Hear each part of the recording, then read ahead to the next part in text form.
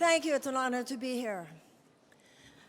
The U.S. Constitution does not mention political parties, and George Washington warned us against them in his farewell address. He said that political parties would form factions of men, and he said that the men in those factions would end up caring more about their faction than about their country. Well, obviously, George Washington was correct. We've ended up in a situation where the political system goes on and on and on about how divided we are, and yet the political system itself is the primary divider. I think that the dividing lines are not even true. They're not even appropriate to the times in which we live. Because the main division today is not between left and right. The main division today is between democracy and anti-democracy. The main division today is between those who believe that economic principles unfettered by any ethical or moral consideration should organize our society versus those who believe that humanitarian principles should organize our society. The division today is not between conservative and liberal. President Eisenhower said, that the American mind at its best is both liberal and conservative. And I believe that. I believe that there are high-minded conservative values and there are high-minded liberal values. But while conservatives and liberals are going at it with each other, a real opponent of both of them is having a great time laughing at all that, laughing at all the distraction. Because the real opponent of our democracy is not conservative and it is not liberal. It is an authoritarian corporatism which has corrupted the United States government and has turned our government into little more than a handmaiden to huge multinational corporate forces, to the point where we're not even a government of the people, by the people, and for the people anymore. We are a government of, by, and for these huge multinational corporate forces. First, health insurance companies and their short-term profits are maximized. Big pharmaceutical companies, gun manufacturers, chemical companies, oil and gas, food, defense contractors. First, their short-term profits are taken care of. I don't remember anywhere in the Declaration of Independence where it says that God gave all multinational corporate forces the inalienable rights of life and of liberty and of the pursuit of happiness.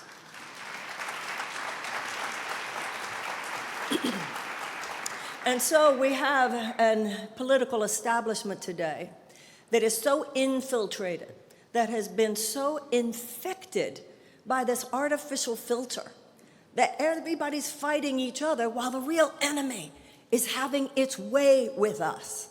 You know, I read a book once where it says God does not give you victory in battle. God lifts you above the battlefield. And what I find is an American conversation that people are hungry for, an American conversation that people are so ready for. And it is higher, it is more aspirational, it is far more enlightened, it is far more 21st century, that is not just about the artificial filters of the head, but by the unified vision of the heart. Our politics, the problem with our politics and the questions we have to answer ourselves is not, are we going to the left or are we going to the right? We have to ask ourselves, are we going to do fresh or are we going to do stale? Are we going to do bad ideas left over from the 20th century, or are we going to open ourselves to the greatest new era of possibility in the 21st century by realizing that the 21st century is far more holistic, far more whole person, and includes the heart as well as the head? You see, what people who have a unified vision of the world know is that sometimes the deepest question isn't what's conservative or what's liberal, but what's right and what's wrong. It isn't a conservative or a liberal issue whether it's okay that in the richest country in the world, 13 million children are hungry. It's not a left or a right issue, it's a moral issue that in the richest country in the world, 100,000 children are homeless. It's not a left versus right issue, it's a moral issue. Here in New Hampshire, that I was told by business and political leaders here in New Hampshire that in the northern part of the state, 25% of all the children go to sleep hungry at night. It's not left-right, it's a moral issue that millions of American children go to schools every day, in schools where they don't even have the adequate school supplies with which to teach a child to read. And that if a child cannot learn to read by the age of 8, the chances of high school graduation are drastically decreased, and chances of incarceration are drastically increased. It's not a left-right issue. What mandatory minimums mean, what mass incarceration means, what racial disparity in sentencing means, what it means that we have a national security agenda that is driven so much more by short-term profits for defense contractors than solely on the legitimate security needs as defined by the U.S. military. It is not a left-right issue. These are moral issues. These have to do with the fact that our country is having an identity crisis. Our country has to decide, as other generations have had to decide before us, who are we, what do we stand for, and do we or do we not believe in all that stuff that our Declaration of Independence said. We talk too much about what the Republicans say, too much about what the Democrats say, and not enough about what our founders said, not enough about what our Declaration of Independence says. Our Declaration of Independence is our mission statement. And John Adams said that we should revisit it every year, he thought, on July 4th. It's our mission statement. It's not enough that those principles are on marble walls somewhere or written on parchment somewhere. They have to be inscribed in our hearts. You know, in the Jewish religion, it says that every generation must rediscover God for itself. And every generation of Americans have to rediscover for ourselves what it means to be an American, what it means to be America. And in order to do that, we have to have a conversation that goes beyond our separate identities. You're black and you're American. You're gay and you're American. You're trans and you're American. You're a woman and you're American. You're Muslim and American and a Jewish American. Everybody is so concerned today with our own individual identities. That's certainly not the campaign I'm running. I'm saying we need to have a conversation as Americans.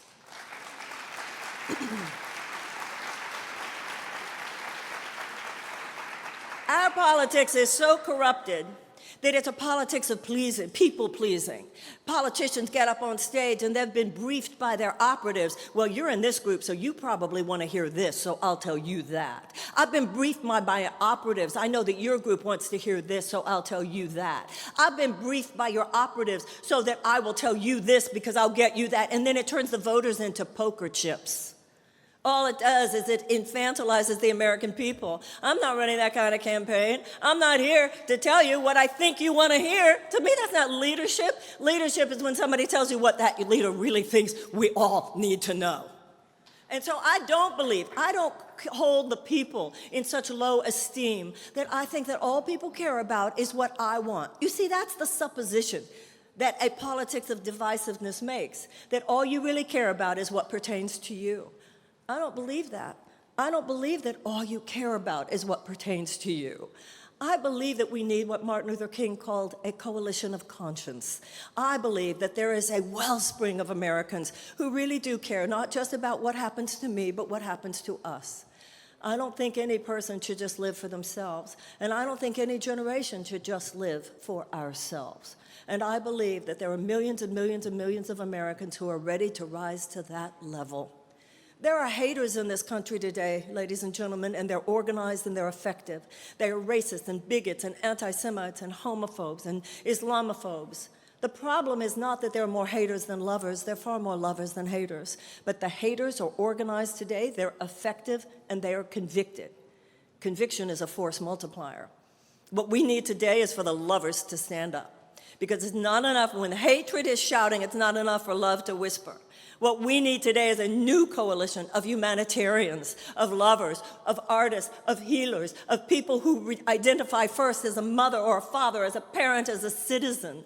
Not just my group and my needs, but my responsibility. Not just what democracy gives us as rights, but what democracy gives us as responsibilities to show up in every generation.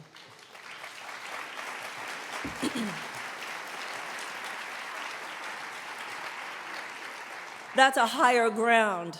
That's the politics that we need today. We need a politics of a higher moral ground. I think the American are good people. I think the American people are fine. That's not where the problem is. The American people are decent, and we're dignified, and we care, and I think that the average American does ask the questions that are important. What is it to live a good life, to live in integrity, to live righteously, and to live lovingly? I do believe that the average American asks those questions, but over the last few decades, we've stopped asking those questions about our country. We can't just ask, am I good? We have to ask, are we good? Is our foreign policy good? You can't be great if you're not good. And I believe that we're ready for that. We're ready to mature morally, that there are questions of public morality, that there are questions of conscience. And that's what my campaign means. I want to know if our economics is of conscience and public morality. And I don't believe that it is when tax policy and corporate subsidies after another have moved massive transfer of wealth into the hands of only 1% of American people, so that 1% of our people own more wealth than the bottom 90%. I want a Department of Children and Youth to rescue those millions of traumatized children. I want a World War II massive mobilization to reverse climate change, because otherwise we will not be living in good faith with future generations. I want to address the historical wrongs of race, of slavery, and of Native American relationships in order that our future generations might be freed from the toxicity of race relationships that continue in turbulence generation after generation. And I want a Department of Peace. I want a peace academy as well as a military academy, because you can't just take medicine, you also have to cultivate health. You can't just have a preparation for war, although we certainly should be as prepared as the military says we need to be. We also need to cultivate peace. That is, to me, where we need to go. We need to end one aberrational chapter of American history. We need to open a new one. We cannot do it from an oppositional place. We need to do it from the place of the heart where we are not divided, but where we are one. And for those who have no interest other than to continue the entrenched modality of a political establishment that has brought us to where we are, for them to claim they're the only ones qualified to lead us out of the ditch that they brought us into, I don't buy that. And I think there are millions of Americans who don't buy it either. Those who would divide us, whether they say they are the unifiers or not, anybody who would have us stuck in the 20th century, where we have brought our country, our democracy, and our planet itself to such peril, I'd like to say politely, elegantly, and sweetly, stand aside. We have a better idea. Thank you. Thank you. Thank you.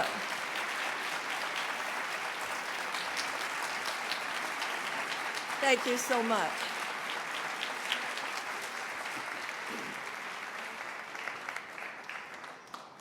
I think my mic is not working. Sorry. Thank you, Mrs. Williamson. We're going to open up for some audience questions right now, and I'd love someone to get me another mic if that's possible. Is this working now? Okay. So someone is supposed to be in the audience with mics to get...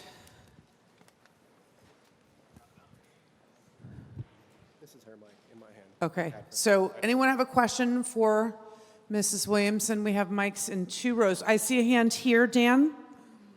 Okay, and then we're going to go to you second. We have a gentleman in the second row who's going to be second. Dan's going to ask this.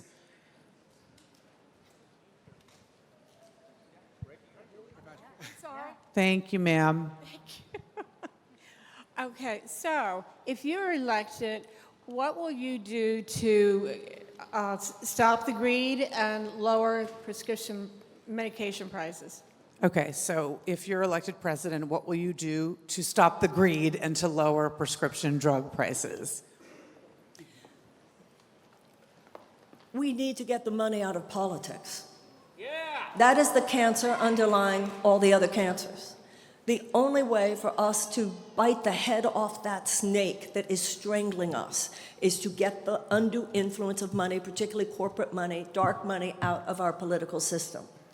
Given the current makeup of the Supreme Court, it's not reasonable to assume we will be overturning Citizens United anytime soon. But we can have, and if president, I will submit legislation for public funding of federal campaigns. In addition to that, we need to work towards a constitutional amendment that enables us to have public funding of federal campaigns. When this woman asked about drug prices, what is she referring to? Every American needs to be very clear about this. Last year alone, big pharmaceutical companies lobbied Congress to the tune of $284 million.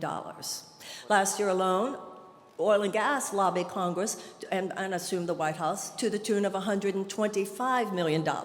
So when companies, when institutions, when big industries like big pharmaceutical companies give that kind of money, they want a quid pro quo. They're not looking to give charitable donations here. And what they got several years ago was that our lawmakers, who are there to serve us, actually gave away to Big Pharma, because of the undue influence of that money, they gave away to Big Pharma the right to negotiate for lower drug prices, so that we have people all over this country, particularly the elderly, who have to decide between their rent and their medicine. This is what our government has done. Ladies and gentlemen, it is time for the people to step in.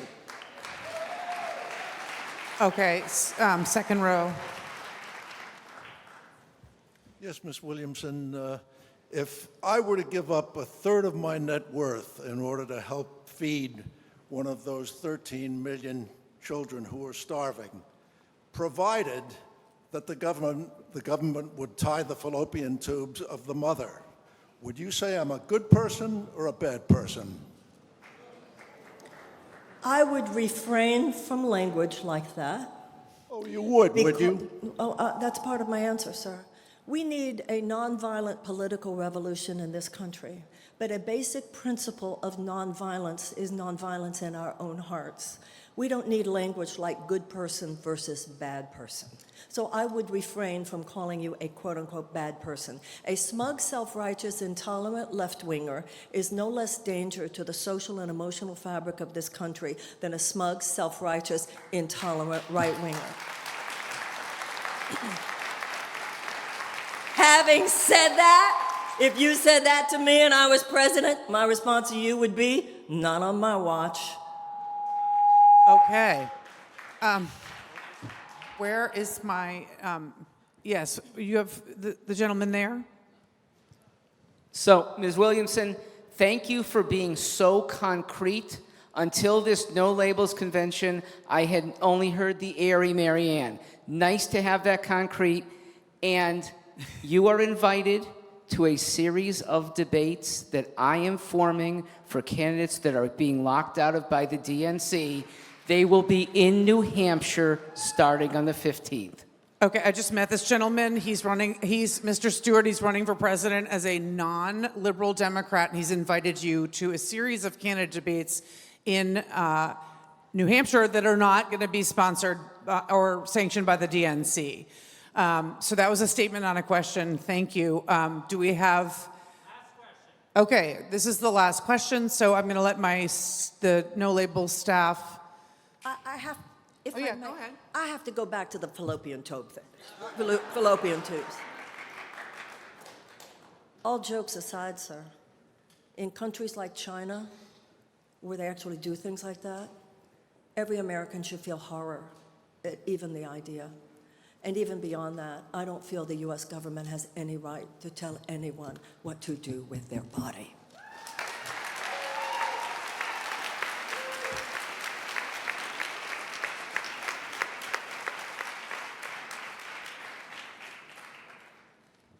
Okay, do we have a last question?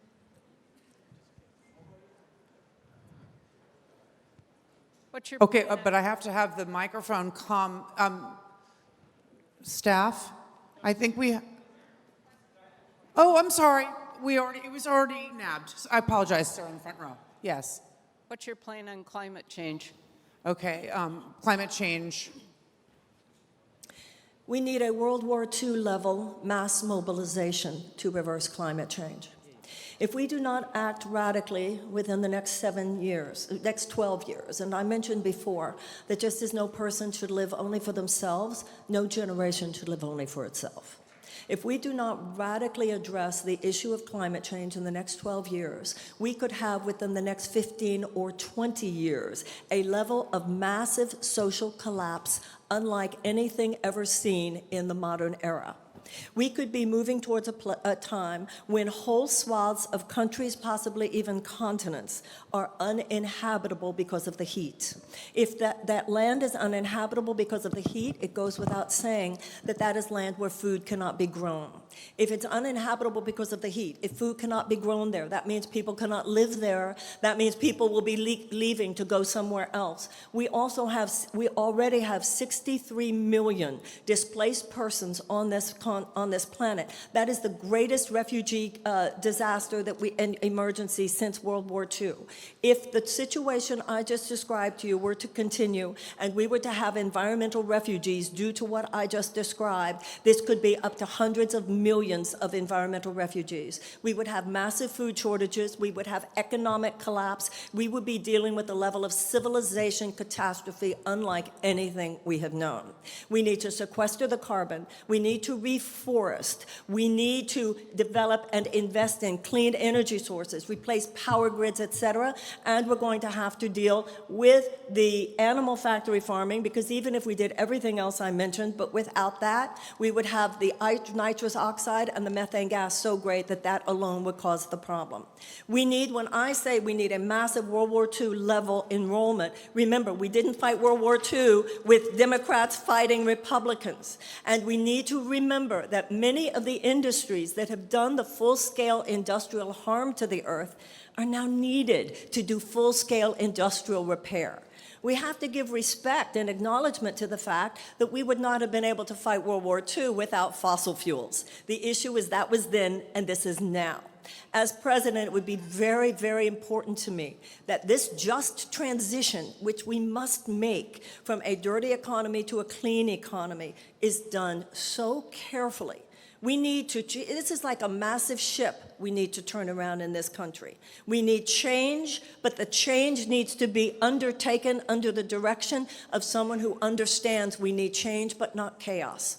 The thousands of people whose jobs now have to do with industries of dirty energy need to be carefully taken care of. They need to know the president has their back. We need to make it very clear, and the government has to compensate for any loss that might otherwise exist. We need your skills. We need your manufacturing. We need your creativity. We need your research and development. We're going to repurpose this.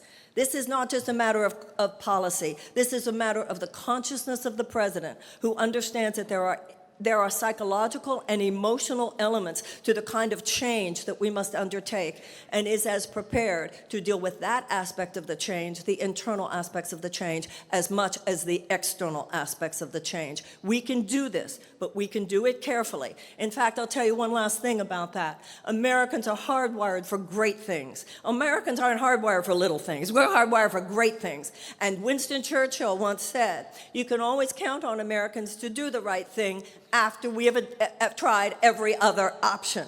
Sometimes Americans are late to get there, but when we do get there, we slam it like nobody's business. When it comes to rescuing our children, when it comes to taking care of our earth, when it comes to repairing historical wrongs, and when it comes to waging peace on earth, when it comes to reclaiming our moral leadership in the world, we might get there late. If you make me president, we are going to slam it like nobody's business. Thank you very much. Thank you, Marianne Williamson. Thank you.